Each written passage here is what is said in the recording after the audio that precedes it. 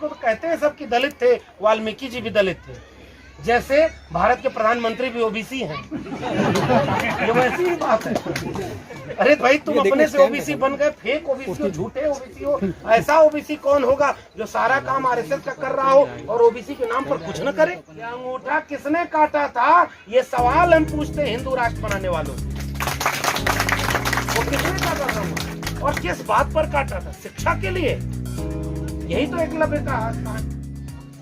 मैं फिर पूछूंगा कि राम पैदा कब हुए थे, राम का क्या इतिहास है। राम तो ऐसा देवता जिसका मंदिर में, अच्छा देखिए फिर आप लोग मुझे यहाँ इतना बुलवा देते हैं, वापस मुझे जाना बुलडोजर वाले राज में। और अभी प्रोफेसर रतन लाल को जेल से छुड़वा के ला रहे हैं, तो बड़ा मुश्किल है, डर भी लगता है, क्योंकि ऐसा है जब आपके बिजली कटवा सकते हैं जेल में। संवैधानिक भाषा में तो संविधान में क्या लिखा है? SC, ST और OBC, schedule caste, schedule tribe और अदर बैकवर्ड क्लास। बैकवर्ड के लोगों के लिए कास्ट नहीं लिखा है, क्लास यानी वर्ग है वो। और ये जो एका बनी, ये किस नाम पर बनी कि भाई जो दलित समुदाय के भीतर जो सूचीबद्ध हुए, उसमें वे लोग थे जिन्हें इस आर्यावर्ते जम्बू द्वीपे भारत खंडे में मनुष्य ही नहीं समझा गया था। मंदिर नहीं जाने देते थे, पढ़ाई लिखाई नहीं करने देते थे, और आज वो नमूने कहते हैं हिंदुओं एकजुट हो जाओ। अरे पहले ये बताओ दलित हिंदू कैसे है? राम के नाम पर जय श्री राम बोल करके अभी आज तक इस देश में लिंचिंग हो रही है, लोगों को मारा जा रहा है। वो राम के नाम पर मारा जा रहा है, भगवान के नाम पर। अगर वाकई कोई राम होते तो सबसे पहले अवतार लेकर संहार किसका करते? जो उनके नाम पर हत्या करते।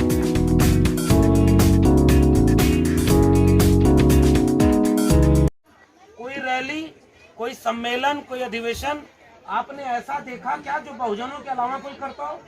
नहीं। सोचिएगा इस पर। संविधान तो सबका है और तमाम जातियों के भी संगठन बने हुए हैं, उनकी सेनाएं बनी हुई हैं, उनके इतने लाखों लाख मंदिर हैं, और तो और हिंदू धर्म के नाम पर जाने कितने संगठन उनके बने। उनको कभी आपने भारत का संविधान बचाने के लिए आंदोलन करना आते हैं? सवाल हो रहा है ना इस देश में? इस देश की क्या सबसे बड़ी समस्या इसको अखंड भारत बनाने की है? इस देश की सबसे बड़ी समस्या मस्जिद के नीचे मंदिर खोजने की है, खुदाई करवा रहे हैं। पहले आप लोग भी बुजुर्ग लोग हैं, तमाम सम्मानित लोग हैं, आप लोग को याद होगा साहब, राम मंदिर के नाम पर आंदोलन किसने चलाया? रथ यात्रा चलाई, पूरे देश में दंगा कराया। उसका इतिहास क्या है? 1949 में बाबरी मस्जिद के बीच में मूर्ति प्रकट हो गई थी। मूर्ति प्रकट हो गई थी, सोचिए कैसे प्रकट हुई, क्या प्रकट हुई, किसी को नहीं पता, लेकिन मान लिया। उसके बाद उसके लिए लगातार विवाद होते रहा, और जब इस देश में ओबीसी लोग यहाँ पर ढेर सारे इकट्ठे हुए हैं, मैं तारीफ कर रहा तो आपकी भूल ही गया कि आप, अब तारीफ इसलिए कर रहा हूँ कि बाद में भी शिकायत भी करूंगा। तारीफ इसलिए कि मुझे बहुत खुशी हुई इस जगह पर, इस आयोजन पर दयानंद साहब से बात हो रही थी। लगातार तमाम लोगों ने हमें क्यों बुलाया, मैं जो बात कह रहा था, हम लोगों में कोई विशिष्ट बात नहीं है। हमारा और आपका रिश्ता केवल ये है कि जो विचार, जो सपना, जो ख्वाब आपका है वही हमारा हो गया, इसलिए हमने एक रिश्ता बन गया। वरना बुलाना होता तो आप दिल्ली विश्वविद्यालय के एक टेम्परेरी प्रोफेसर को क्यों बुलाते, वाइस चांसलर को बुलाते। अगर डिग्री से बुलाना होता, डिग्री देख के तो नहीं बुलाया आपने। ये विचारों का रिश्ता है, जिसे आप जी रहे हैं उसे हम जी रहे हैं, जैसा भारत आप बनाना चाहते हैं वैसा हम बनाना चाहते हैं। लेकिन अच्छा क्या है इस कार्यक्रम में, बुद्ध, तथागत बुद्ध की याद में कार्यक्रम हो रहा है। तो तथागत बुद्ध ने जो शब्द दिया था वो आज भी मौजूद है, बहुजन। ये वहां से चला रहा है, बहुजन हिताय, बहुजन सुखाय। वो सारे लोगों के हित और सुख की बात करते हैं। तो आज जब एक पॉलिटिकल टर्मिनोलॉजी में हम उससे बात करते हैं, कॉन्स्टिट्यूशनल टर्मिनोलॉजी में बात करते हैं, संवैधानिक भाषा में, तो संविधान में क्या लिखा है? SC, ST और OBC, schedule caste, schedule tribe और अदर बैकवर्ड क्लास। बैकवर्ड के लोगों के लिए कास्ट नहीं लिखा है, क्लास यानी वर्ग है वो। और ये जो एका बनी, ये किस नाम पर बनी कि भाई जो दलित समुदाय के भीतर जो सूचीबद्ध हुए, उसमें वे लोग थे जिन्हें इस आर्यावर्ते जम्बू द्वीपे भारत खंडे में मनुष्य ही नहीं समझा गया था, मंदिर नहीं जाने देते थे, पढ़ाई लिखाई नहीं करने देते थे, और आज वो नमूने कहते हैं हिंदुओं एकजुट हो जाओ। अरे पहले ये बताओ दलित हिंदू कैसे है, ये सवाल है मेरा। अगर दलित हिंदू था तो मंदिर में जाने से किसने रोका? मुसलमानों ने रोका था क्या? दलित को सार्वजनिक जगह से पानी पीने से किसने रोका? मुसलमान रोकने आए थे क्या? ये किसने रोका? दलितों और महिलाओं को शिक्षा का अधिकार नहीं था, पढ़ने से किसने रोका? ये अंगूठा किसने काटा था? ये सवाल हम पूछते हैं हिंदू राष्ट्र बनाने वालों से। वो किसने काटा था अंगूठा और किस बात पर काटा था? शिक्षा के लिए। यही तो एकलव्य का कहानी। मैं इस एकलव्य की कहानी को मानता नहीं। देखिए सच बात ये, क्योंकि जब आप रावण को मानेंगे तो राम को भी मानना पड़ेगा। मैं फिर पूछूंगा कि राम पैदा कब हुए थे, राम का क्या इतिहास है? राम तो ऐसा देवता है जिसका मंदिर में, अच्छा देखिए फिर आप लोग मुझे यहाँ इतना बुलवा देते हैं, वापस मुझे जाना बुलडोजर वाले राज में। और अभी प्रोफेसर रतन लाल को जेल से छुड़वा के ला रहे हैं, तो बड़ा मुश्किल है, डर भी लगता है, क्योंकि ऐसा है जब आप क्या बिजली कटवा सकते हैं तो जेल में डाल। लेकिन फिर भी जो सच है वो सच है। हम तो ये सवाल पूछ रहे ज्योतिबा फूले के रेफरेंस, हम तो अपने से तुम्हारी धार्मिक भावना हाथ करने के लिए नहीं बोल रहे। हम कह रहे हैं जिस बात का प्रमाण नहीं वो आस्था तुम्हारे लिए है, तुम उन्हें मानते हो। ऐसी आस्था है जिसके लिए तुम दंगा करके हत्या भी करते हो, और किया है तुमने। रथ यात्रा के नाम पर दंगा हुआ है और लोग मारे गए, और वो किसके नाम पर हुआ? राम के नाम पर। जय श्री राम बोल करके अभी आज तक इस देश में लिंचिंग हो रही है, लोगों को मारा जा रहा है ना, वो राम के नाम पर मारा जा रहा है, वो भगवान के नाम पर।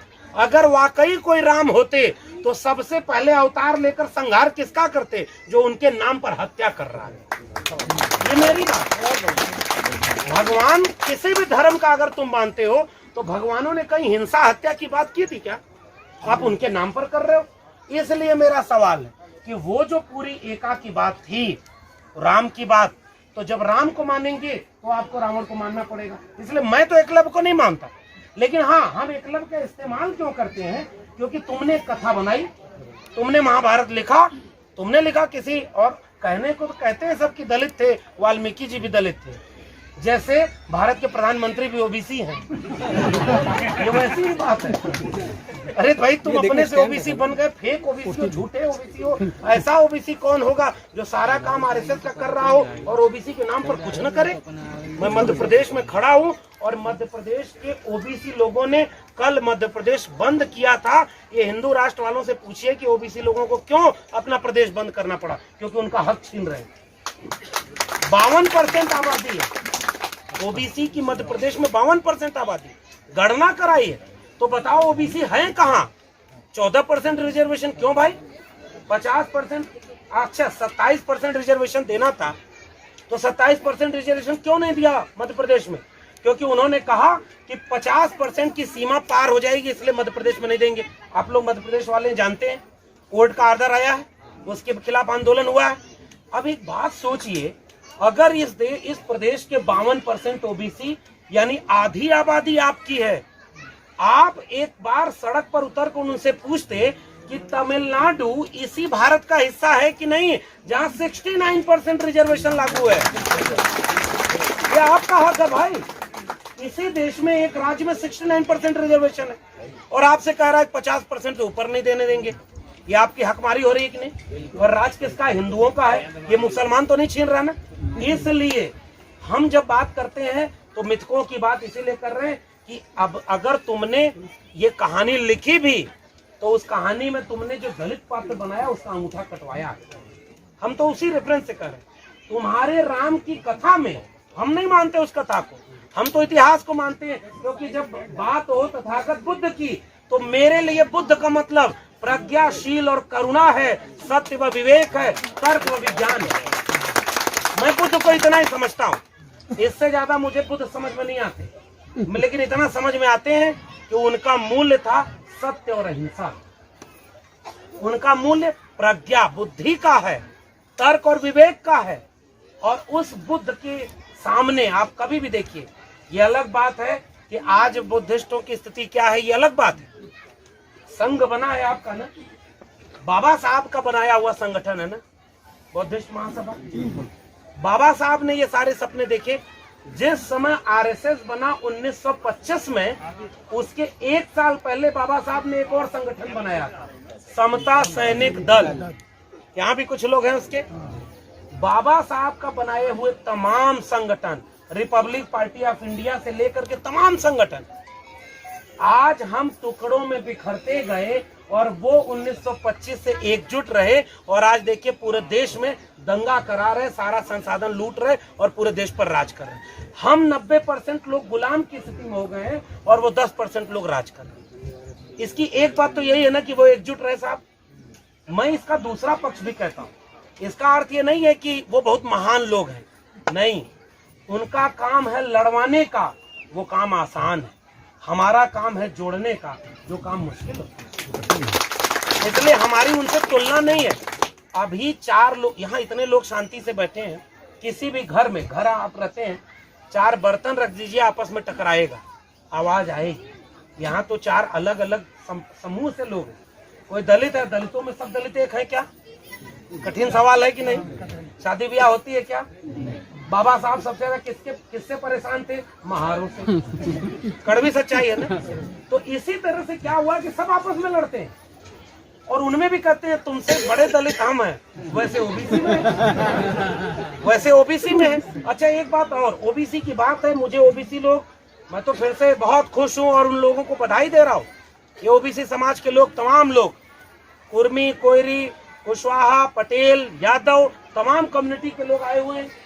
इन लोगों को मार्शल कौम कहा जाता है और इन्होंने यहाँ से अपील की कि हम लोग जाग गए हैं। इस देश में जो दर्द दलितों और आदिवासियों का है, वही दर्द पिछड़ों का है। रिश्ता सबसे बड़ा वही होता है जो सुख में भले बने न बने, दुख में बन जाए, और इन्होंने एक दुख का रिश्ता बनाया। राष्ट्र कैसे बनता है? राष्ट्र का मतलब ये है साझा सुख और साझा दुख। इस देश में आज हमारे साझा सुख बने ही नहीं और हमारे दुख भी बांट दिए। ये जो सामाजिक न्याय की लड़ाई, जो बहुजन की लड़ाई है, वो साझा दुख की लड़ाई।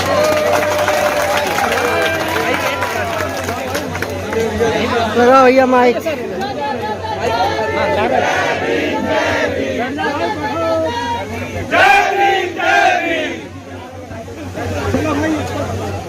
हम लोग ऐसा है यहाँ मिले इसलिए हैं कि हम लोग आपस में एक दूसरे को हिम्मत दें और एक दूसरे से हिम्मत लें और एकजुट होना इतनी है हमारी। क्योंकि जो 2-3 बातें मैं कहना चाह रहा था, नर्मदा के तट पर जब मैं खड़ा हूँ तो मैं एक चीज महसूस करता हूँ। मैं लिटरेचर पढ़ाता हूँ दिल्ली विश्वविद्यालय, साहित्य का विद्यार्थी। मुझे कई बार संवेदनाओं और भावनाओं में रुचि आती है। माइक जब तक ऑन नहीं हो रहा तब तक चलता है। माइक ऑन हो जाए तो ये हमें हाथ में देते हैं। इसलिए जो हम लिटरेचर में पढ़ते और पढ़ाते हैं, हम उसी की बात आपसे करने। एक सवाल मेरा, आवाज आ रही है? बहुत शुक्रिया। मैं इस जगह पर जब खड़ा हुआ तो मैं एक बार सोच रहा था, ये पहाड़, ये नदियां, ये प्रकृति किस चीज की? तथागत बुद्ध के सबसे करीब अगर कोई चीज थी तो वो थी प्रकृति। वो प्रकृति के करीब रहते थे और कहा ही जाता था, नफरतों के दौर में जो बात मैं कह रहा हूं वो बहुत जरूरी है। इस समय इस देश में केवल आग लगाई जाती है। इसको मार दो, इसको काट दो, इसका छीन लो, इसका हड़प लो। ऐसे वक्त में मुझे लगता है कि बुद्ध को याद करना, अपनी जड़ों को याद करना है, जो शांति और अहिंसा की बात करता है, प्रेम की बात करता है। बुद्ध का मतलब क्या है? प्रेम है, करुणा है, और करुणा में कोई अंतर नहीं है। फिर मेरा एक सवाल है, अगर बुद्ध की जाति तो उस तरह से आपको समझ में आती नहीं। जैसे मैंने पहला सवाल किया था, वो दूसरा सवाल कर रहा हूं। भारत का संविधान सबके लिए अगर अहम होता तो उसको बचाने की लड़ाई सब लड़ रहे होते, लेकिन मजबूरी दिखती है कि इस देश के वंचित, शोषित, दलित, पिछड़े, आदिवासी ही जब खतरा आन पड़ता है तो भारत का संविधान बचाने के लिए लड़ते हैं। वैसे ही मेरा एक सवाल है, अगर तथागत बुद्ध के दर्शन में सत्य और अहिंसा है तो ये क्या जाति केवल दलितों, पिछड़ों, आदिवासियों के लिए सत्य और अहिंसा है? अगर प्रज्ञाशील करुणा है तो वो केवल बहुजनों के लिए है? अगर तथागत बुद्ध के दर्शन में तर्क विवेक वैज्ञानिकता है, तो क्या वो वंचितों शोषितों के लिए ही है? वो तो सबके लिए होती ना। इस देश दुनिया में जितने भी मनुष्य हैं सबके लिए बुद्ध का दर्शन, अपना दर्शन होना चाहिए था ना। यानी बुद्ध सबके होते। मगर सच बात पूछ रहा हूं, कड़वी बात है, इस देश में आज भी बुद्ध पूर्णिमा के दिन बुद्ध को क्या सबने याद किया? क्या समझ गए ना? बुद्ध को कौन याद कर रहा है? ज्यादातर दलित लोग याद कर रहे हैं, आदिवासी भी नहीं याद करता। सच बात ये, आदिवासियों का कल्चर अलग है आपसे। और पिछले दिनों आदिवासियों ने एक विद्रोह भी कर दिया था कि हमको बुद्धिस्ट मत बनाओ, हमें आदिवासी रहने दो। क्योंकि आदिवासियों ने, उनके नेता ने संविधान सभा की बहस में बैठ करके वहां पर जयपाल सिंह मुंडा ने एक बात कही थी कि हमको लोकतंत्र सिखाओ मत, हम इस देश के मूल निवासी हैं, हम सिंधु घाटी सभ्यता के वारिस हैं, आपको हमसे लोकतंत्र सीखना चाहिए, आप हमें लोकतंत्र क्या सिखाएंगे? वो आवाज थी आदिवासियों की। आदिवासी का मतलब ये होता है वो मूल निवासी हैं, वो इस देश के जल जंगल जमीन के हिस्सेदार हैं। और आज इसी मध्य भारत के दूसरे कोने पर आप सबको भी पता होगा बिजली कम आ रही, क्योंकि कोयला संकट, कोयला नहीं निकल रहा, बिजली नहीं बन रही, यानी बिजली व्यवस्था चौपट है। तो इसका रास्ता क्या होगा? उसको अंबानी और अडानी को बेच दो। पकड़ में आई बात? हमारी उंगली काम नहीं कर रही, उंगली में दर्द है, उंगली का इलाज करवाना है, आप डॉक्टर के पीछे जाएंगे कि उंगली को काट देंगे? आपके देश की संपत्ति को अंबानी और अडानी जैसे पूंजीपतियों के हाथों में बेच करके हमारा हक छीना जा रहा है। यह है भारत का संकट इस समय का। इसलिए उस आदिवासी समाज की तरफ जरा आंख उठाकर देखिए।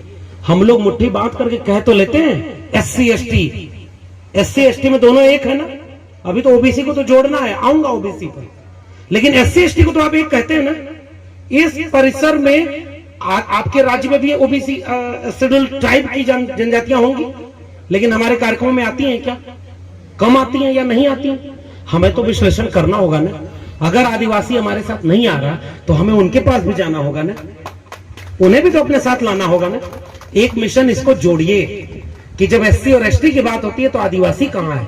क्यों? क्योंकि आदिवासी, जब हम बौद्ध जयंती मना रहे हैं तो सिलगेर, हसदेव और बस्तर बकसवा के जंगलों में पुलिस की गोलियों के सामने खड़ा होकर अपनी जल जंगल जमीन बचाने की लड़ाई लड़ रहा है, वो भी इस देश का नागरिक है। इस मन से उसकी बात करनी चाहिए ना। हम लोग तो बहुत प्रिविलेज में हैं साहब, हम लोग तो बहुत सुख में हैं। मैं दिल्ली से चल के आया हूं, कार्यक्रम में आप इतना सम्मान दे रहे हैं, किसे बुरा लगेगा? मंच से भाषण दे रहे हैं, अभी वापस दिल्ली लौट जाएंगे। हमारी तो जिंदगी बहुत खुशहाल है फिलहाल तक, आगे क्या होगा पता नहीं। लेकिन इसी वक्त आदिवासियों की जिंदगी कैसी है ये हमें नहीं पता है, ये सच्ची बात है। और इसी मध्य भारत के दूसरे छोर पर आदिवासी लड़ रहे हैं। उसके बाद आइए ओबीसी पर। ओबीसी के साथ ये दूसरी बात है, हम लोग अक्सर, मैं ओबीसी हूं इसलिए एक भाषा बदल के प्रयोग करता हूं। मेरी बात से अगर आप असहमत हो तो मुझे बख्श दीजिए, लेकिन मेरी सलाह है और सवाल है। महात्मा ज्योतिराव फूले ने अपनी किताब गुलामगिरी में एक बात लिखी है कि इस देश में पहले ये जो जितने यहाँ के राजा महाराजा थे वो छत्री थे। और छत्री, ये वाले छत्री नहीं लिखा है फूले साहब ने, छत्र खत्रप से लिखा है। खत्रप मतलब खेत से जुड़े हुए, इसीलिए ज्योतिबा फूले हर जगह कुणबी किसान शब्द का इस्तेमाल करते हैं। कुणबी किसान ओबीसी जाति से आते थे ज्योतिबा फूले। ये अलग बात है कि आज अभी ओबीसी घरों में भी ज्योतिबा फूले नहीं पहुंचे हैं, लेकिन ओबीसी होने के बाद भी हर दलित के घर में जागरूक अगर वो है तो आपको बाबा साहब के बगल में महात्मा ज्योतिराव फूले की तस्वीर मिल जाएगी। अगर जागरूक है तो हमें ये भी लड़ाई लड़नी है, हमें अपने लोगों के बीच वो तस्वीर ले जानी है। लेकिन कैसे ले जाएंगे? चुनौती क्या है? इस मंच पर खड़े होकर हम चुनौतियों पर भी तो बात करें। हो सकता है भाई मैं इतना पढ़ा हूं और ज्ञान बहुत है, मैं भी चाहूं तो 20 किताबों का रेफरेंस देकर के आपके सामने ऐसा भाषण दे दूं कि जाने के बाद आप कहेंगे क्या विद्वान आदमी था, कितना बढ़िया बोल गए, लेकिन वो भाषण इस परिसर से बाहर जाएंगे तो काम नहीं आएगा। सच बात बता रहा हूं, बहुत भाषण देके देख लिया, काम ये वाली बातें आएंगी जो हमारी समस्या है। हम यहां से निकल के जाएं तो करें क्या? हमारे सामने मुश्किल क्या है? ओबीसी को अपने साथ जोड़ने की मुश्किल क्या है मैं बताता हूं। ज्योतिबा फूले ने लिखा खेत का श्रम करने वाली जातियां थी ओबीसी, और आर्य जब विदेश से आए तो उनके सामने जो झुक गए समझौता कर लिए, उनको उन्होंने छत्री बनाकर जनेऊ पहनाया और जो तन कर खड़े रहे, झुके नहीं, उन्हें शूद्र बना दिया। इसलिए तमाम ओबीसी की जातियां शूद्र हैं, ये ज्योतिबा फुले कहते हैं। क्यों? अब उसका उदाहरण सुनिए। तथागत बुद्ध को याद कर रहे हैं ना? तथागत बुद्ध को सबसे पहले सबसे बड़ा दुनिया के लेवल पर ले जाने वाला सबसे बड़ा राजा, सबसे बड़ा महाराज, सबसे बड़ा शासक कौन था? सम्राट अशोक। सम्राट अशोक किस वंश के थे? मौर्य वंश। मौर्य वंश किस जाति में आता है? ओबीसी। अगर ओबीसी शूद्र था तो ओबीसी के राजा कैसे बन गए? मेरा सवाल है, आप मुझसे असहमत हो सकते हैं, मैं उसकी व्याख्या भी बताऊंगा। पाल वंश, प्रतिहार वंश, है वंश, उसके बाद आपके इधर मध्य भारत में गोंडवाना लैंड, भीलवाड़ा, उत्तर भारत के चलिए मध्य भारत में विजयनगरी की तरफ यदुवंशी राज था, यादवों के साम्राज्य थे। उत्तर की तरफ चलिए जाट वंश, गुर्जर वंश, ये सारे तो राजवंश थे, इसलिए वो अपने को क्षत्रिय आज भी कहते हैं। अब हम इसको अब आगे, इसलिए देखिए, जब आप किसी ओबीसी को आज की डेट में कहेंगे तुम शूद्र हो तो वो चिढ़ जाएगा, वो कहेगा कि हम राजघराने के हैं और तुम हमको शूद्र बनाने आए हो, दलितों से छिटक जाएगा। ये आज की चुनौती है, सच बात ये है, आप मानिए मत मानिए, क्योंकि इसकी वजह ऐतिहासिक है। अब इसका रास्ता क्या निकलेगा? मेरा सवाल उस ओबीसी से पूछिएगा कि मान लिया कि मगध वंश तुम्हारा था, मौर्य वंश तुम्हारा था, मान लिया पाल, प्रतिहार, गुर्जर, चालुक्य, यदुवंशी, जाट, प्रतिहार, सारे वंश तुम्हारे थे, तुम बहुत बाहुबली थे, मार्शल कौन थे, फिर भी अगर तुम इतने ताकतवर थे तो भारत के आजाद होने के 75 साल बाद भी इस देश में अगर 100 सुप्रीम कोर्ट में जज बने होंगे तो 100 में से कितने ओबीसी बने? मेरा सवाल का जवाब दे दो। कितने प्रोफेसर, अगर इस देश में आज तक 1000 कुलपति बने होंगे तो ओबीसी की आबादी 52% है, मेरे हिसाब से तो 60% है। तो अगर ओबीसी भी हिंदू था, अगर ओबीसी भी ताकतवर है तो उसके प्रोफेसर कहां हैं, उसके वाइस चांसलर कहां हैं, उसके कुलपति कहां हैं, उसके डॉक्टर इंजीनियर कहां हैं? मैंने आरटीआई लगाई थी साहब, और मैं ओबीसी समाज में आता हूं। 2019 तक इस देश के 45 केंद्रीय विश्वविद्यालयों में 0 प्रोफेसर ओबीसी के थे। अगर ओबीसी इतना ही ताकतवर, ओबीसी सवर्ण था, ओबीसी हिंदू था, तो ये ओबीसी को उसका हक कौन छीना? आज के ओबीसी को ये बात समझाइए और तब उससे पूछिए कि तुम्हारी आबादी 60%, 55 से 60%, मंडल कमीशन तो 1980 में बोला है 52% बढ़ी है, और उसके बाद आपकी आबादी अगर आधी आबादी इस देश की ओबीसी है तो ओबीसी को आधा जमीनें, उसके मालिकाना हक ओबीसी के पास होना चाहिए था। इस देश की संपत्ति का आधा हिस्सा ओबीसी के पास होना चाहिए था। इसलिए मेरा सुझाव मानिए, मेरा झगड़ा ये नहीं है कि ओबीसी अपने को शूद्र कहे या क्षत्रिय कहे। मेरी 2 सलाह है, अच्छी लगे तो मानिएगा। ओबीसी समाज के लोगों और दलित समाज के लोगों, हम वर्ण व्यवस्था मानते हैं क्या? हम ब्राह्मण, क्षत्रिय, वैश्य, शूद्र मानते हैं क्या? हम उसका विरोध करते हैं ना। हम तुलसी के रामराज्य को इसीलिए खारिज करते हैं क्योंकि वर्ण व्यवस्था पर आधारित था ना। हम कहते हैं कि गांधी भी वर्ण व्यवस्था को मानते हैं, इसलिए डॉक्टर अंबेडकर गांधी से लड़ते थे ना। ये सच्ची है ना। अगर हम वर्ण व्यवस्था को नहीं मानते तो इस ब्राह्मण, क्षत्रिय, वैश्य, शूद्र शब्द को क्यों प्रयोग करना? हम इसका तिरस्कार करते हैं क्योंकि शूद्र तो बाबा साहब ने कहीं नहीं कहा। झगड़ा खत्म हो जाएगा कि नहीं? जो ओबीसी अगर मार्शल कौम अपने को माने तो वो भी आहत नहीं होगा, क्योंकि साहब अगर आप किसी को चिढ़ाएंगे ना, किसी को, अब मान लीजिए कोई अपने को मान रहा है कि मैं हिंदू हूं और उसको आप कहेंगे शूद्र हो, इतना जल्दी समझ जाएगा क्या? अगर इतना जल्दी समझ जाता तो अब तक तो बाबा साहब का सपनों का भारत बुद्ध में भारत बन गया होता। समझते नहीं है लोग, हमें उसको समझाना पड़ेगा। हम क्या कर रहे हैं? चिढ़ा रहे हैं। आप एक बात बताइए, दलित समाज में क्या सारे लोग बुद्ध बाबा साहब का नाम लेने वाले कलावा नहीं पहनते? पूछिएगा, अपने आसपास देखिएगा। जैसे आज भी दलित समाज के सारे लोग जागरूक नहीं हुए ना। कहां सरकार है भाई? उत्तर प्रदेश में चलिए, मैं दिखाऊं कि दलित समाज में कितनी 4-6 जातियां ऐसी हैं जो सबसे आगे हिंदुत्व का झंडा लेके जा रही हैं मस्जिद के नीचे शिवलिंग खोजने। सच बात है, क्योंकि उनको भी, अब एक बात बताइए, अगर वो दलित हमसे दूर हो गया तो हम उसको चिढ़ाएंगे कि तू संघी है, तो अगली बार 2-4 को और लेके जाएगा। फिर क्या करना चाहिए? हमारे बाबा साहब ने, तथागत बुद्ध ने, हमारे बहुजन विचारकों ने क्या किया? आओ भाई बैठो, हम तुमसे संवाद करेंगे। आप क्या कर रहे हैं? कैंची लेके घूम रहे हैं, उसका कलावा काट दे, इसकी चुरकी काट दे। अरे चुरकी काट दोगे दोबारा चुरकी बढ़ाइए, कलावा काट दोगे दोबारा जाके बांध लेगा। आपको ये काम करना चाहिए साथियों, उसको प्रेम से समझाएं कि ये जो तुम हाथ में बांधे हो ये तुम्हारी बेड़ी है। क्यों? क्योंकि तुम अपना इतिहास पढ़ो, इसे बांध करके तुम्हें हिंदू तो बना लिया गया, लेकिन तुम्हें मस्जिद मंदिर में घुसने नहीं दिया, तुमको मस्जिद के खिलाफ इस्तेमाल किया, तुम्हारे लोगों को हिस्सेदारी नहीं मिली, और बताओ आज भी तुम्हें क्या हक मिला है। जब उसे संवाद करेंगे तो धीरे धीरे वो आपके पास आएगा, हम जोड़ पाएंगे लोगों को। यही तर्क हमें ओबीसी को जोड़ने के लिए भी समझाना चाहिए। ओबीसी समाज के लोगों, अपना इतिहास पढ़िए। मैं एक बात कह रहा हूं, डॉक्टर राम मनोहर लोहिया हुए, डॉक्टर राम मनोहर लोहिया ने नारा दिया, सन सोपा ने बांधी गांठ, पिछड़ा पावे 100 में 60। 100 में 60 का नारा था डॉक्टर राम मनोहर लोहिया का।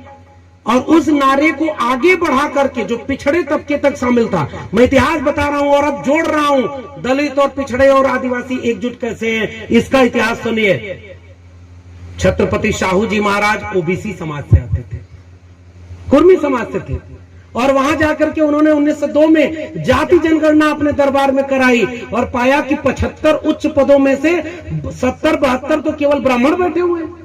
वैसे ही 50 मध्यम मार्गी पद जो उनके दरबार के अधिकारियों के थे, उसमें 50 में 45 केवल ब्राह्मण थे। फिर छत्रपति शाहू जी महाराज ने पता लगवाया कि ब्राह्मणों की आबादी कितनी है भाई, तो पता चला कि वही 2-4%। और पद कितना लिया है? 90 से 95%। फिर कहा ये समाज का ये दरबार चलेगा कैसे?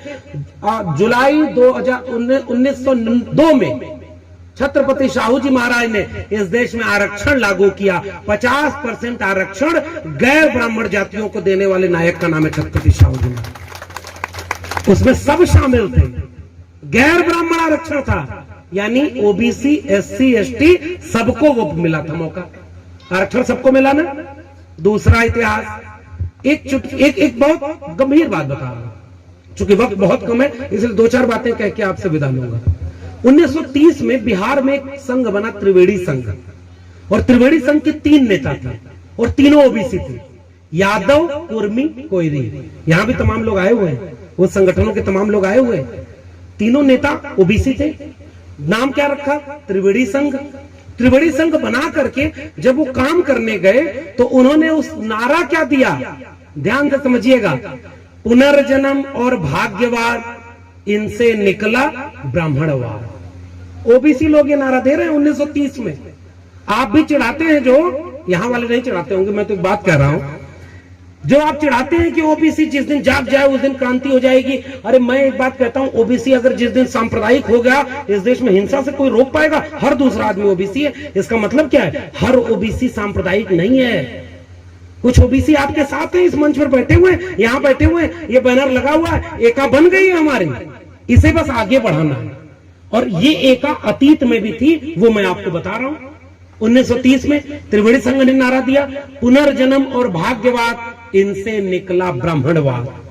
ब्राह्मणवाद की क्या पहचान, गिटपिट बोले करे न काम, मानववाद की क्या पहचान, ब्राह्मण भंगी एक समान। ये नारा था उनका। और उसके बाद क्या, उस त्रिवेणी संघ के आगे जाकर के क्या हुआ, उसी में एक शिवदयाल सिंह चौरसिया थे। शिवदयाल सिंह चौरसिया जाति से आते थे, पनवाड़ी जाति ओबीसी में आती। वो एक संगठन बनाए थे, आदि हिंदू सभा। और जब ब्राह्मणों के पास गए कि मैंने आदि हिंदू सभा बनाया, आप भी इसकी मेंबरशिप ले लो, तो ब्राह्मणों ने कहा कि हम तो आर्य हैं, ब्राह्मण तो हिंदू थोड़े ही हैं। तो चौरसिया साहब ने वो पर्चा फाड़ा और उन्होंने कहा कि हम तो अब तक समझते थे कि तुम भी हिंदू, हम भी हिंदू, जब तुम हिंदू नहीं आर्य हो तो जाओ आज से भी हम भी हिंदू नहीं, बैकवर्ड हैं। और उन्होंने 1940 में आकर के बैकवर्ड क्लासेस लीग बनाया, और वो ओबीसी लोगों के पुरखे, आपके पुरखे थे, जिन्होंने हिंदू चीजों को त्यागा और बैकवर्ड चीजों पर एकजुटता ले। और उस एकजुटता ने 1948 में लखनऊ में अधिवेशन कराया, backward classes league, depress classes league ने। तो उन अधिवेशनों में एक में अपने दक्षिण भारत के बड़े नायक ईवी रामास्वामी नायकर पेरियार को बुलाया, तो दूसरे अधिवेशन की अध्यक्षता करने के लिए डॉक्टर भीमराव अंबेडकर को बुलाया। ये एका थी हमारी और आपकी, जड़ें हमारी एक साथ हैं। कोई आके भरगला जाता है। और उसके बाद क्या हुआ, फिर उत्तर प्रदेश में एक संगठन बना था समाज दल, महामना रामस्वरूप वर्मा का, और दूसरा संगठन बना था शोषित दल बाबू जगदेव प्रसाद कुशवाहा का। जगदेव बाबू और रामस्वरूप वर्मा इन दोनों ने मिलकर के नारे को आगे बढ़ाया। जो नारा था ओबीसी लोगों, ध्यान से इस नारे को समझिएगा, सन सोपा ने बांधी गांठ, पिछड़ा पावे 100 में 60। उस नारे को आगे बढ़ाने वाले लोग ओबीसी थे। शोषित समाज दल, त्रिवेणी संघ के बाद अर्जक संघ। अर्जक संघ का मतलब समझते हैं, जो अर्जित करके खाता है, जो श्रम से खाता है, अर्जित करके खाता है, वो अर्जक है। जो अर्जन करके नहीं खाता वो अनर्जक है। उसी को एक दूसरे ओबीसी जो हरियाणा में हुए थे, चौधरी छोटू राम, वो आसान भाषा में क्या कहते थे, जो 90% लोग हैं वो कौन है, कमेरा, जो कर्म करके खाते हैं, कम मेहनत करके खाते हैं। और 10% कौन है, लुटेरा, जो हमारे 90% का हक लूट करके खाते हैं। इतनी आसान भाषा में उन्होंने समझाया। तो हम इसीलिए शुरू में एक निवेदन किए थे, अगर विवाद नहीं सुलझ रहा है तो वर्ण व्यवस्था के ब्राह्मण क्षत्रिय वैश्य शूद्र शब्द को ही लात मारिए। आइए उस नारे को याद करें, जब उन्होंने कहा सन सोपा ने बांधी गांठ, पिछड़ा पावे 100 में 60, तो पिछड़े की लड़ाई को बहुजनों से जोड़कर उस नवाब बहुजन लोगों ने नारा दिया कि 100 में 90 शोषित हैं, शोषितों ने ललकारा है, धन धरती और राजपाट में 90 भाग हमारा है। यही तो बहुजन एका थे साहब। अब बताइए कोई विवाद रह जाएगा क्या? क्या कोई ओबीसी छिटकेगा क्या कि नहीं हम अब 90 में नहीं? ओबीसी आपके पास आएगा, दलित आपके पास आएगा, अर्जक उसको कहिए, उसको कमेरा कहिए, उसको श्रमजीवी कहिए, जिसमें वो खुश है उसको खुश रहने दीजिए। क्योंकि आज बहुत कठिन समय है। मैं आपसे निवेदन कर रहा हूं, बस हम आप अगर समझाने में फेल हुए ना, तो हिंदू राष्ट्र वाले हमारे गली मोहल्ले में घूम रहे हैं, हमारे बीच के लोगों को उठाकर ले जा रहे हैं, उनसे दंगा करवा रहे हैं, उनको मस्जिद के सामने कलम और किताब पकड़ने की उम्र में त्रिशूल और तलवार लहरा रहे हैं। कहां गया बुद्ध का भारत? कहां गया बाबा साहब के सपनों का भारत? क्या बाबा साहब के सपनों के भारत में सांप्रदायिक हिंसा थी? हम अपने लोगों को प्रेम से समझाएं। तब उन्होंने कहा कि 100 में 90 शोषित है। ध्यान से इस नारे को समझिएगा, इसी में पूरा पैगाम है। 90 भाग हमारा है, 10 का शासन 90 पर नहीं चलेगा, नहीं चलेगा। 2 बातें हैं मोटी मोटी, हमें चाहिए इज्जत रोटी, मिटे गरीबी और अमीरी, मिटे चाकरी और मजबूरी। जो जमीन को जोते बोए वो जमीन का मालिक होए, राष्ट्रपति हो या भंगी की संतान, सबको शिक्षा एक समान। शिक्षा पर जो खर्चा हो बजट का 10वां हिस्सा हो, सबको शिक्षा सबको काम, वरना होगी नींद हराम। और सबको शिक्षा दे न सके जो, वो सरकार निकम्मी है, और जो सरकार निकम्मी है वो सरकार। यही तो हमारी लड़ाई है साहब, इतनी सी तो लड़ाई है, शिक्षा की लड़ाई हमारी है।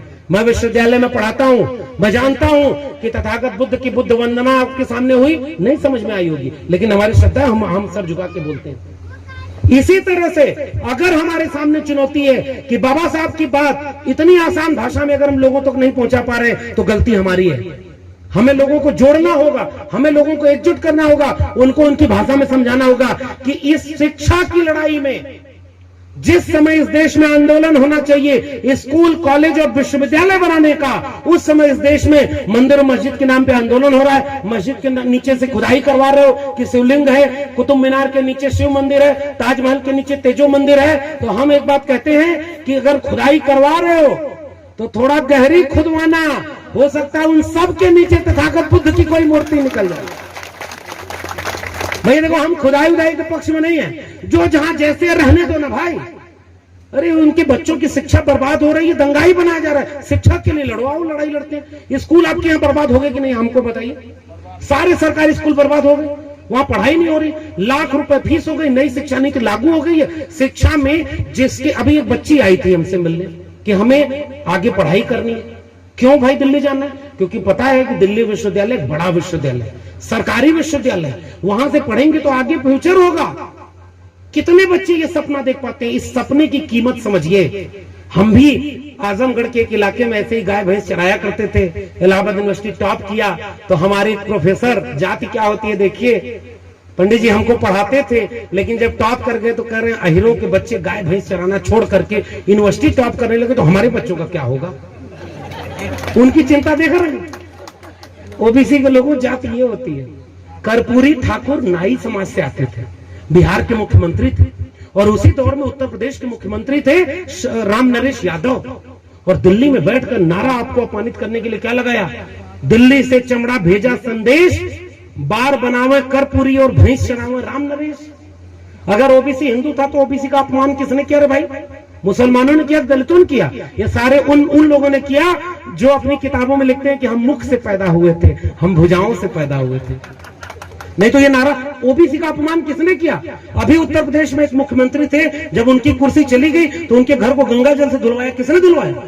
ओबीसी अछूत है तुम्हारे लिए, इसलिए हम आपको समझाने आए। ओबीसी समाज के लोगों, इस बात को लोगों को समझाना होगा कि कैसे गुलामी से मुक्त होना है। पंडित जी को अपने बच्चों की चिंता है। एक बार पंडित जी के साथ उनका बच्चा चला गया, 2-3 कहानियां सुना के बात खत्म कर रहा हूं। मुझे उम्मीद है कि इसी से हो सकता है कोई बात समझ में आए। बहुत दार्शनिक बात करूंगा, बड़ी बड़ी बात करूंगा।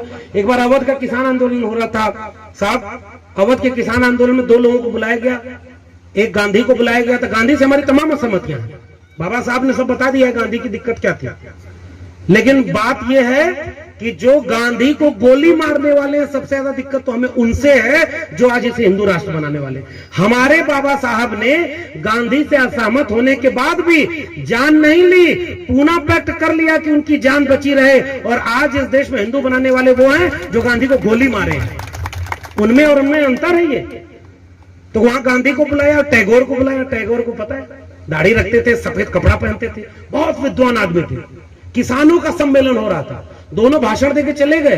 तो किसानों से पूछा गया कि वो जो सफेद दाढ़ी वाले बाबा थे, सफेद कुर्ता पजामा वाले, तो कहे हाँ वो तो बड़े बड़े बड़े व्यक्ति थे, बहुत पढ़े लिखे, बहुत विद्वान।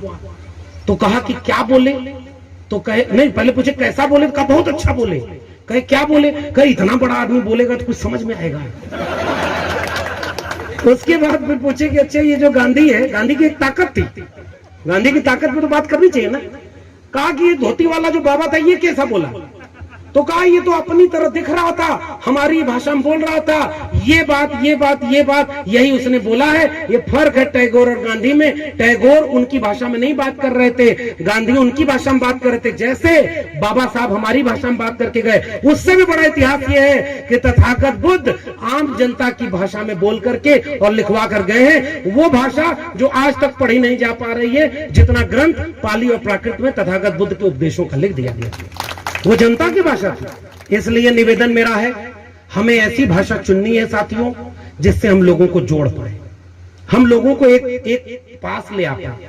समाजवादी आंदोलन का इतिहास रहा है, दवा पढ़ाई मुफ्ती हो, रोटी कपड़ा सस्ती हो, दवा पढ़ाई मुफ्ती हो। समाजवाद और अंबेडकरवाद 2 चीज नहीं है भाई। ये जो बैनर साथ में लगा है ना, ये संयुक्त मंच बन गया ना। हमारी इतिहास, हमारी लड़ाई सब संयुक्त है। दवा पढ़ाई सस्ती हो, दवा पढ़ाई मुफ्ती हो, रोटी कपड़ा सस्ती हो, ये हमारी लड़ाई थी समाजवादी आंदोलन की। और उस समाजवादी आंदोलन ने जब मंडल कमीशन की लड़ाई लगी, समाजवादी नेता शरद यादव जी के चाहने वाले लोग हमसे मिले। शरद यादव ने उस जमाने में मंडल रथ निकाला था, जिस जमाने में इस देश के दंगाई रथ यात्रा निकाल करके दंगा कर रहे थे, उस समय शरद यादव मंडल कमीशन के लड़ रहे थे। लेकिन उसी लड़ाई में बाबा साहब को फिर से राजनीतिक रूप से खड़ा करने वाला एक और नायक उभरा था, मान्यवर कांशीराम, जो मंडल कमीशन की लड़ाई में साथ खड़ा था। सैकड़ों रैलियां मान्यवर कांशीराम ने मंडल कमीशन को लागू कराने के लिए की। ओबीसी को हक मिल रहा था ना मंडल से, दलित को तो मिल भी नहीं रहा था। लेकिन लड़ाई कौन लड़ रहा था? दलित खड़े थे। अभी नीट में आरक्षण नहीं था ना, मेडिकल कोटे में, मेडिकल कोटे में आरक्षण नहीं था ओबीसी को, दलित को था। फिर भी हमने ट्विटर पर जब ट्रेंड चलाया कि ओबीसी समाज को उसका हक मिलना चाहिए, तो जितने हमारे दलित जागरूक थे वो सब हमारे साथ खड़े थे कि नीट में ओबीसी का आरक्षण मिलना चाहिए। हमारी एका बनी है साहब। दूसरी एका, जब 2 अप्रैल का भारत बंद करना हुआ, इस देश के दलितों आदिवासियों के साथ पूरे देश में ओबीसी कंधे से कंधा मिलाकर SC ST atrocity prevention act के खिलाफ वहां पर आंदोलन कर रहा था। हमारी एका तो बनी हुई है, हमें बस उसको लोगों को समझाना है कि भाई लड़ना नहीं है। दूसरी बार भारत बंद आपने कब किया? 5 मार्च 2019 को हम लोग दिल्ली विश्वविद्यालय में थे और रोस्टर आया था 13 पॉइंट, जिसमें आदिवासी की सीट 0 कर दी, दलित की सीट 1 कर दी और ओबीसी की 2 कर दी। यानी 90 से 95% सीटों पर सवर्णों का कब्जा हो गया और सारे आरक्षण खत्म हो गए थे। इस देश के सारे 95% वंचितों शोषितों ने भारत बंद किया 5 मार्च 2019 को और 56 इंच की सरकार बनाने वाला पहली बार झुका था SC ST एट्रोसिटी एक्ट पर और दूसरी बार झुका था 13 पॉइंट रोस्टर पर। दोनों बार किसने झुकाया? हमने झुकाया। कब झुकाया? जब 90% एकजुट हो गए। यही पैगाम है मेरा। हम जब जब आपस में लड़ेंगे, हमारी लड़ाई का फायदा, 2 बिल्लियां थीं, एक रोटी मिल गई, उसको लेके बैठी। बिल्लियों के मन में आया कि लोकतंत्र के ढंग से बंटवारा होना चाहिए। दोनों झगड़ा करने लगी कि नहीं तुम्हारे में ज्यादा, वो बोली तुम्हारे में ज्यादा। फिर बीच में एक आया बंदर। बंदर ने कहा मैं न्याय करूंगा। मैं तराजू लेके आया और तोड़ते गया, इसमें रोटी ज्यादा है तो थोड़ी तोड़ के खा ली। फिर इसमें देखा कि इसमें ज्यादा हो गई, थोड़ी इसमें तोड़ के खा ली। सबने सुना ये कहानी। और बंदर न्याय करते करते सारी रोटी खा गया और कहा देखो मेरा न्याय, तुम भी बराबर के भूखे, ये भी बराबर की भूखी, हमने सबका न्याय कर दिया। जब जब इस देश में दलित पिछड़े आदिवासी आपस में लड़ेंगे, दलित दलित से लड़ेगा, ओबीसी ओबीसी से लड़ेगा, ऐसे ही कोई बंदर आएगा और हमारी हिस्से की रोटी छीन कर खा जाएगा और हम आपस में लड़ते रह जाएंगे। हमारी रोटी की लड़ाई है, हमारी शिक्षा की लड़ाई है। और उस शिक्षा को बदनाम कौन कर रहा है? पंडित जी वाला किस्सा सुना के बाद खत्म करूंगा। थोड़ा बहुत तो हंसी मजाक होना चाहिए, व्यंग करना चाहिए। हमारे हाल में प्रोफेसर रतनलाल ने व्यंग कर दिया तो जेल में डाल दिया सर। आप लोग इतनी हिम्मत देते हैं, इतना अच्छा मौसम है, बिजली भी इम्तिहान ली, बिजली वालों को भी लगा कि हो सकता है डर के पानी से भीग के चले जाएंगे सब, ये सब भीग के यहीं खड़े हैं, फिर से बिजली आ गई और देखो हम लड़ रहे हैं। तो पंडित जी अपने बच्चे के साथ गए, बच्चा साथ में था साहब, और किसी के घर गए, शूद्र था कोई, उस समय का शूद्र, आज के समय में बहुजन कह लो, वंचित शोषित कह लो, कुछ भी कह लो। तो उसके माँ बाप कहे कि हमारे बच्चे को नौकरी नहीं मिल रही पंडित जी। तो वो पंडित जी कहे कि इसका जो है शनि ठीक नहीं, राहु ठीक नहीं, केतु ठीक नहीं। तो कहा ग्रह दशा खराब है। कहा कैसे ठीक होगी? कहा हवन कराना पड़ेगा। कहे कितना खर्चा आएगा? इतना खर्चा आएगा। और उसके बाद उसको कहा कि आप अगले महीने हवन कराना, हम आएंगे, नौकरी मिल जाएगी। तो बेटे के साथ जब पंडित जी घर लौटे तो बेटा पंडित जी से पूछा कि वो जो फलाने हैं उनके बेटे को नौकरी नहीं मिली, तो एक बार मेरी भी जन्म पत्र देख लो, क्यों मेरी नौकरी नहीं मिल रही है? तो पंडित जी नाराज होकर बोले चुप रहो मूर्ख, तुम्हें नौकरी इसलिए नहीं मिल रही कि भारत में आरक्षण लागू है। अंतर समझ गए? उनको नौकरी नहीं मिल रही क्योंकि हवन कराना है, ग्रह दशा ठीक नहीं है, और अपने बेटे को कह रहे हैं कि आरक्षण नहीं है। इस देश में आरक्षण को गालियां कितनी दी गई हम आप जानते हैं। ओबीसी को आरक्षण मिला है, ओबीसी समाज के लोगों, आपको पता होगा, इसी मध्य प्रदेश में ओबीसी का आरक्षण छीन लिया। कह रहे हो 27% नहीं दे रहे, तो आपके आरक्षण को गाली किसने दी? उन लोगों ने जिनकी आबादी का पता ही नहीं और 10% सुदामा कोटे का आरक्षण ईडब्ल्यूएस लेके बैठ गए, वो लोग हमारे सामने खड़े हुए। भाई ईडब्ल्यूएस आरक्षण कैसे मिल गया? तो आरक्षण के कॉन्सेप्ट को विनाश करने वाला है। आरक्षण गरीबी उन्मूलन कार्यक्रम है क्या? आरक्षण प्रतिनिधित्व का मामला था। इसलिए मैं आपको पहली बात जो बोला था वही बात खत्म कर रहा हूं। हमारे सामने बहुत बड़े बड़े खतरे हैं। हमारा देश लुट रहा है। भले हमको लगे कि हम बचा लेंगे, नहीं बचेगा, लेकिन बचाने के लिए पहली लड़ाई मानसिक गुलामी की लड़ाई है। एक आदमी खजूर पे पेड़ पर चढ़ गया, ऊपर से देखा तो डर लगने लगा कि नीचे कैसे उतरेंगे। तो वहां से कहा हनुमान जी अगर नीचे उतर गया सही सलामत तो 1 किलो लड्डू चढ़ाऊंगा। आधा दूर आया, कहा हनुमान जी आजकल कोरोना में नौकरी चली गई, बिजनेस ठप हो गया है, आधा किलो लड्डू चढ़ाऊंगा, उसी में खुश हो लीजिएगा। थोड़ा और नीचे आया तो कहा हनुमान जी आपके यहाँ लड्डू बहुत चढ़ता होगा, मैं पाव भर लड्डू चढ़ाऊंगा 250 ग्राम, खुश हो जाइएगा। नीचे जमीन पर करते करते उतरा, कान पकड़कर उठक बैठक किया कि हनुमान जी आप तो भगवान हो, सब जानते हो, आज से न पेड़ पर चढ़ूंगा और लड्डू चढ़ाऊंगा। यही तर्क है, इतना सा ही तर्क। हमें उनका अपमान नहीं करना। उनके देवी देवता, उनके मंदिर, उनकी मस्जिद, वो सब तुम अपने लेकर रखो, क्योंकि हमें उसकी जरूरत ही नहीं है साहब। हमें जरूरत है स्कूल, कॉलेज और विश्वविद्यालय की, हमें जरूरत है भारत के संविधान की। क्यों? क्योंकि हमारी लड़ाई, तथागत बुद्ध की लड़ाई तर्क, विवेक, प्रतीत समुत्पाद का जिक्र किया था मैडम ने कि तर्क और विवेक, वैज्ञानिकता का दर्शन का नाम है बुद्धिज्म। दुनिया में सबसे पहला दार्शनिक विचारक जो तर्क विज्ञान की बात करता है उसका नाम है तथागत बुद्ध। जो तर्क की बात करता है, जो मनुष्य को बराबर मानता है, तो वो मशाल तो हमारी वहां से चली और वो मशाल आगे बढ़ी कबीर साहब की बात। बाबा साहब ने पहला वैचारिक गुरु बनाया था तथागत बुद्ध को, और दूसरा वैचारिक गुरु कबीर को। यही बात खत्म करूंगा। कबीर साहब ने क्या लिखा? काकर पाथर जोर की मस्जिद लई चनाए, ताचड़ मुल्ला बाग दे क्या बहरा हुआ खुदाए। पाथर पूजे हर मिले तो मैं पूजू पहाड़, ताते ये चाकी भली पीस खाए संसार। अरे इन दोन राह न पाई, हिंदुन की हिंदुआई देखी, तुर्कन की तुर्काई, अरे इन दोन राह न पाई। ये विचार है ना, ये दोनों भटके हुए साहब, ये क्या करे? कबीर साहब ने क्या कहा? तू मेरा तेरा मनवा कैसे एक होई रे, मैं कहता आंखन की देखी, तू कहता कागज की लेखी। मैं चाहता सुलझावन हारी, तू देता उलझाई रे, मेरा तेरा मनवा कैसे एक होई रे। हमारी लड़ाई आंख के देखने की लड़ाई है। हम लोग किसी धर्म की किताब के मानने वाले लोग नहीं है। हमको जो आंख से दिखता है, यही तथागत बुद्ध ने कहा था कि उनसे जब उनके भक्तों ने पूछा कि सच क्या है, तो बुद्ध ने कहा किसी बड़ी किताब में लिखा हो तो सच मत मान लेना, किसी बड़े व्यक्ति ने कहा हो तो भी सच मत मान लेना, ढेर सारे लोग जिसे कहते हो उसे भी सच मत मान लेना, जो तुम्हें सच लगे उसे सच मानना। अप दीपो भाव, ये दर्शन का नाम है तथागत बुद्ध का। यही हमारी लड़ाई है साहब। हमको किसी की पूजा नहीं करनी। मैं एक निवेदन करूंगा, एक बात याद रखिएगा, तथागत बुद्ध मूर्ति पूजा के विरोधी थे। मेरा निवेदन केवल है कि अगर हिंदू धर्म की मूर्तियों को हटाना आप चाहते हैं तो उन जगहों पर कहीं ऐसा तो नहीं कि आप तथागत बुद्ध को रखना चाह रहे हैं, वही तिलक चंदन, वही सब कुछ, वही कर्मकांड। ये मेरा निवेदन है, आप सोचिएगा, मैं इससे नहीं कुछ कहूंगा, क्योंकि बाबा साहब ने कहा है कि व्यक्ति पूजा गुनाह है, मत करना।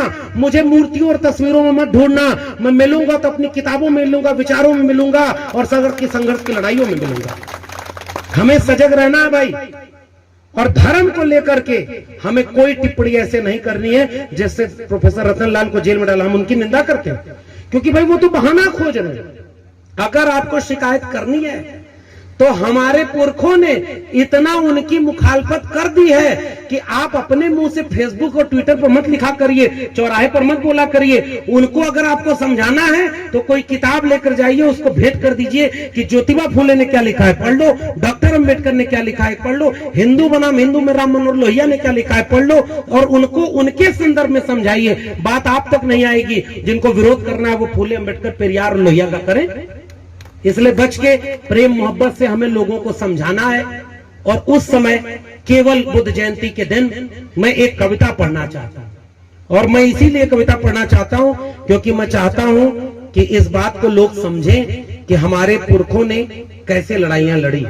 हमारे हिंदी के कवि हुए, मैं कबीर की बात कर रहा था ना, रविदास ने कहा जस केलन की पात पात में पात, तस मानुष की जात के जात जात में दाग जात। रविदास, मानुष न जुड़े जब तक जात न जात। हम लोग जात के विनाश की बात करते हैं और आप जात के नाम पर लेटरल एंट्री ले आ रहे हैं। लेटरल एंट्री आ गई साहब। इस देश में SC ST OBC को कहा जा रहा है हिंदू बनाएंगे, और देश की सबसे बड़ी परीक्षा कौन है? IAS बनने की, और IAS बिना परीक्षा के बैकडोर से बना रहे हैं लेटरल एंट्री। 340 लोगों को अब तक ज्वाइंट सेक्रेटरी बना दिया है। एक बार पूछिएगा हिंदू राष्ट्र वालों से, कितने दलित पिछड़े आदिवासियों को तुमने ज्वाइंट सेक्रेटरी बनाया? एक भी को नहीं बनाया। लेटरल एंट्री प्रोफेसर में ला रहे हैं। नई शिक्षा नीति में शिक्षा बेच दी, स्कूल कॉलेज बेच दिया, और प्राइवेट हाथों में जाकर देखिए अशोका गलगोटिया यूनिवर्सिटी बनी है, वहां लाखों लाख रुपए फीस है, वहां कोई रिजर्वेशन लागू नहीं। तो हमारा आपका तो हक ही नहीं, और हम आपस में ही लड़ते रहे कि तुम बड़े कि हम बड़े, SC हमारा हक मार रहा है, दलित हमारा मार रहा है। अरे भाई नहीं, ये हम दोनों आपस में लड़ रहे हैं और हमारा सारा हक कोई और मार रहा है, जो पूरे देश को अंबानी और अडानी के हाथों बेच रहा है। नारा लगाया था उसने, वो भी कहता है अपने को OBC है, खुद ही अपने को OBC बना लिया। उसने नारा लगाया कि वो बेच रहे हैं भारत को, मैं चैन से कैसे सो जाऊं, सौगंध मुझे इस मिट्टी की, मैं देश नहीं बिकने दूंगा। और जब प्रधानमंत्री बन गया तो रेल बेच दिया, सेल बेच दिया, भेल बेच दिया, बैंक बेच दिया, शिक्षा बेच दी, सब कुछ बेच दिया और अभी बेचे जा रहा है। और इसके बाद क्या होगा उसकी कोई गलती भी नहीं, क्योंकि पहले ही बोल चुका है मेरा क्या है जी, मैं तो फकीर आदमी हूं, झोला लेके चल दूंगा किसी दिन। हमारे आपके बच्चों का भविष्य क्या होगा भाई, हमें अपनी चिंता करनी ना। हमारे पुरखों ने थोड़ी बहुत लड़ाई लड़ी तो हमें ये सब जमीन सौंप के गए हैं, ये आखिरी बात है मेरी। हमें जो मिला हमसे वो भी छीना जा रहा है। जमीन का ओबीसी लोगों को बड़ा फक्र होता है कि हमारे पास जो जमीन है, एक जमीन जो 20 साल पहले 1 बीघा एक घर में थी उसमें 5 बार तो बंटवारा हो गया। जमीन तो फैलेगी नहीं, जमीन तो आगे बढ़ेगी नहीं, तो आपकी जमीन की कोई कीमत नहीं, खेती किसानी बर्बाद हो गई। और जहां मलाई है वो कौन ले गया, अंबानी और अडानी ले गया। तो देश तो बिक गया है साहब। और आपके हाथ में क्या मिलेगा, भैंस चुराने वाले रात में भैंस चुराने आते हैं। कविता सुना के बाद खत्म कर दूंगा ये। भैंस चुराने वाले, हम लोग गांव में रहते थे, अंधेरी रात में आते थे और भैंस के गले में घंटी पहनाई जाती थी, तो घंटी बजती रहती थी, घर वालों को लगता था कि भैंस सुरक्षित अंदर है। तो भैंस चुरा कर जब भागते हैं चोर, तो घंटी लेकर एक चोर पूरब की दिशा में भागता है तो भैंस लेके बाकी चोर पश्चिम की दिशा में भागते हैं। अब रात में जब नींद खुलेगी गांव वालों की तो किसकी तरफ भागेगा, जिधर से घंटी की आवाज आ रही है। पूरी रात दौड़ रहे हैं, चोर भागे जा रहा है और भागते भागते चोर अंत में घंटी फेंक करके चला गया। गांव वाले वहां पहुंचे तो हाथ में क्या आया, घंटी, और दूसरी दिशा में चोर भैंस लेकर के चुरा ले गए। हमारी आंखों के सामने से मंदिर, मस्जिद, मस्जिद के नीचे मंदिर, मंदिर के नीचे शिवलिंग, इसके नीचे उसके नीचे, हिंदू खतरे में है, आओ हिंदू एक हो जाओ, तलवार त्रिशूल लेकर मस्जिद के सामने रामलीला पढ़ने, हनुमान चालीसा पढ़ने जाओ, ये किया जा रहा है। कल तक बच्चों से पूछ रहे थे बच्चे बड़े होकर क्या बनोगे, तो कहेगा डॉक्टर इंजीनियर बनेंगे, वकील बनेंगे, प्रोफेसर बनेंगे। आज बच्चों से पूछो बच्चा क्या बनेगा बड़ा होकर, तो कम मस्जिद के सामने राम हनुमान चालीसा पढ़ेगा जाकर, मस्जिद के नीचे खुदाई कर। ये बच्चों का भविष्य करा रहे हो। हमारी आंखों के सामने से शिक्षा, रोजगार और सम्मान की भैंस को कोई चुरा रहा है और हमारी हाथ में क्या पकड़ा रहा है, घंटी। हिंदू मुस्लिम का, दलित पिछड़े का, लड़ते रहो। अरे आओ, इस देश के 90% कमेरा लोगों, 90% बहुजनों एकजुट होते हैं और अपने बच्चों की शिक्षा के लिए इस देश को बचाने की लड़ाई लड़ते हैं, स्कूल कॉलेज बचाने की लड़ाई लड़ते हैं। क्योंकि हमारे पुरखों ने किस बात की लड़ाई लड़ी, और आत्मसम्मान, तर्क, विवेक की बात। रमाशंकर यादव विद्रोही एक कवि हुए, उन्होंने एक बड़ी छोटी सी कविता लिखी, मैं किसान हूं और आसमान में धान बो रहा हूं। कुछ लोग कहते हैं कि अरे पगले, आसमान में धान नहीं उगा करता। तो मैं कहता हूं पगले, जब जमीन पर भगवान उग सकता है तो आसमान में धान क्यों नहीं उग सकता। लोग कहते हैं कि अरे पगले, जमीन पर भगवान, आसमान में धान नहीं उगता। तो मैं कहता हूं अरे पगले, जब जमीन पर भगवान उग सकता है तो आसमान में धान भी उग सकता है। और अब तो इन दोनों में से एक होकर रहेगा, या तो जमीन से भगवान उखड़ेगा या आसमान में धान जमेगा। ये हमारी विरासत है, तर्क विवेक की विरासत है। हमें किसी के खिलाफ त्रिशूल तलवार लेके नहीं जाना भाई। उनके देवी देवता, किसी के हाथ में तलवार, फरसा, कुल्हाड़ी, हमारे बुद्ध के हाथ में शांति, हमारे फूले, अंबेडकर, पेरियार, लोहिया के हाथ में कलम और किताब। हमारा हथियार है कलम और किताब, उनका हथियार है त्रिशूल और तलवार। त्रिशूल और तलवार के दौर में आइए अपने बच्चों के भविष्य के लिए, कि कल जब वो बच्चे पूछें कि तुम्हारी आंखों के सामने शिक्षा बर्बाद कर रहे थे, आरक्षण को खत्म कर दिया, जब सारी सरकारी चीजें बिक जाएंगी तो आरक्षण लेंगे कहां आप। तो एक आरक्षण बर्बाद हो गया, भारत का संविधान खत्म हो गया, शिक्षा रोजगार खत्म हो गया, और वो बच्चे आपसे पूछेंगे 25-50 साल बाद कि तब आप क्या कर रहे थे। मैं गर्व से कहूंगा कि नर्मदा के किनारे पुराने बुद्धिस्ट स्थल के बगल में एक बुद्ध जयंती मनाई जा रही थी, जहां भारत के संविधान को बचाने के लिए कुछ जुनूनी लोग हमें भी आमंत्रित किए थे। हम तुम्हारे भविष्य को बचाने के लिए लड़ाई लड़ रहे थे। अगर हम नहीं बचा पाए तो हम आने वाली पीढ़ियों से आंख नहीं मिला पाएंगे। आपने मुझे सम्मान दिया, प्रेम दिया, मैं इसे अपने सर पर रख करके वापस जा रहा हूं, और जब भी मौका मिलेगा फिर आपके बीच में आएंगे। इस लड़ाई को हम आपसे हिम्मत लेकर जा रहे हैं। आप हमसे निवेदन लेकर जाइए कि थोड़ा सा नाक छोटी करें, दिल बड़ा करें। हम बहुजनों की नाक बड़ी हो गई है, 4 आदमी 14 संगठन बनाए बैठे है कि नहीं, सही बात। सब आपस में करते हैं, वो नहीं, हम तराजू लेके घूम रहे हैं। 24 कैरेट अंबेडकरवादी कौन, मैं और कोई नहीं। अरे भाई किस बात के अंबेडकरवादी, अरे संविधान ही नहीं बचेगा तो तुम्हारा संगठन भी नहीं बचेगा। मत में मेरा निवेदन केवल मानिएगा, जैसे ओबीसी लोगों ने एक बड़ा अच्छा प्रयास किया भाई ओबीसी के 1000 संगठन थे, उन्होंने कहा आओ संयुक्त मोर्चा बनाते हैं।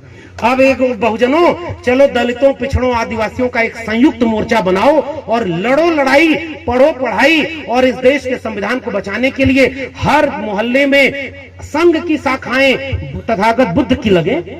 संघम शरणम गच्छामि का मतलब शिक्षा और तर्क को बचाने का, भारत के संविधान को बचाने का। अगर हम नहीं लड़ रहे हैं शिक्षा को बचाने की लड़ाई, तो माफ करिएगा, ये बुद्ध जयंती अधूरी है। हम बाबा साहब के, बुद्ध के सच्चे वारिस नहीं। अगर अपने बच्चों को बाबा साहब ने जितना लड़ाई लड़ के हमें दिया वही नहीं सौंप पाए, तो गुनहगार तो हम होंगे, बाबा साहब थोड़ी होंगे। तो उस गुनाह से बचने के लिए हम आपसे निवेदन करने आए कि एकजुट होकर लड़िए। आपने मुझे सम्मानित किया, बहुत बहुत धन्यवाद। मुझे तुरंत निकलना होगा, मुझे दिल्ली जाना है, फिर आएंगे आपके बीच में मिलेंगे, एक दूसरे की हिम्मत बांध करके लड़ाई लड़ेंगे। जय भीम, जय मंडल, संविधान जिंदाबाद, समाजवाद जिंदाबाद, अम्बेडकरवाद जिंदाबाद, उल गुलाम जिंदाबाद, इंकलाब जिंदाबाद।